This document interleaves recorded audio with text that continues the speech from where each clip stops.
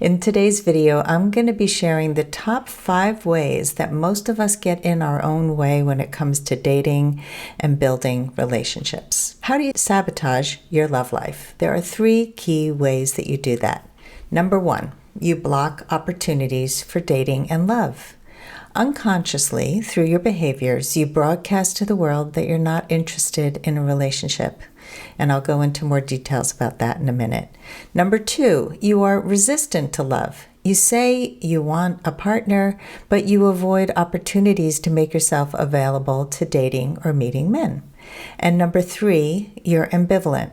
You kind of want to find love, and you have an online profile, but you're not fully committed. You sort of open that profile, you just put a few words down on the page, you hardly ever check it, and you send mixed messages to potential dates by being half in and half out. What does this stem from? It stems from limiting beliefs about yourself, about men, and about relationships. Number 1, beliefs about yourself. I'm not blank enough. You believe I'm not young or smart or wealthy or pretty enough, or I'm terrible at relationships, or I'm better off single. These are beliefs that we have that might even be unconscious. Number 2, the beliefs you have about men, like all men cheat, or men don't value women, or men are selfish, men always leave, men are clueless, men disappoint. These are unconscious beliefs that we carry with us. And number 3, beliefs about relationships. Relationships are about compromising too much, or a relationship is going to stunt my independence, or I don't have time for a relationship. You sabotage your love life in these 5 ways. Number 1, you date emotionally unavailable people. You keep dating people and they're still connected to an ex somehow, or they're busy at work and they don't have time or make time for a relationship, but you get hooked into their lives and then you realize, ooh, not going to work out. Number 2, you're afraid to show your softer side. So much of connection is about vulnerability. It's about sharing the softer parts of us. And often we come to dates with trying to be perfect, trying to act like we have everything together and we don't need a stinking man.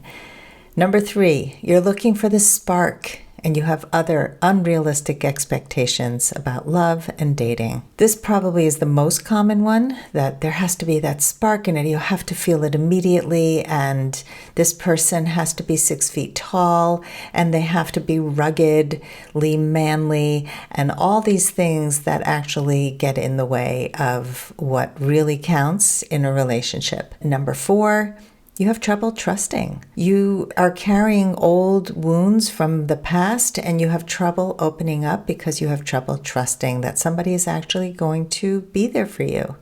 And number 5, you don't communicate your wants and needs. If you don't speak up and say what you want and need, nobody that you date will ever know. And so this is also one of the most important things that sabotage people from finding love. I've seen so many women who finally speak up and the guy's like, wow, I had no idea. So how do you break the cycle of self-sabotage? You recognize when you have a limiting belief, like all men are going to cheat, or I can't trust men, or relationships are about compromising too much, or I'm going to lose my independence. And then ask yourself, is this true? And now you might believe that it is true because part of it has been true for you in the past. But do I know without a doubt, 100%, is this true? And usually it's not going to be true because there is always a possibility that it's not. So if it's not true, what's another perspective that you can adapt? How else can you see this? And then adapt that perspective, because the more you start to believe something else, a different belief, a belief that could be true, the more you're going to start attracting that into your life. Be aware when you start seeing men or dating or whatever the beliefs are in a way that's really not helpful for you. The awareness is the first step. And then asking yourself, is this true? And then changing your perspective is going to begin to draw in the type of partner who would be a good fit for you. Let me know in the comments what resonated for you in this video.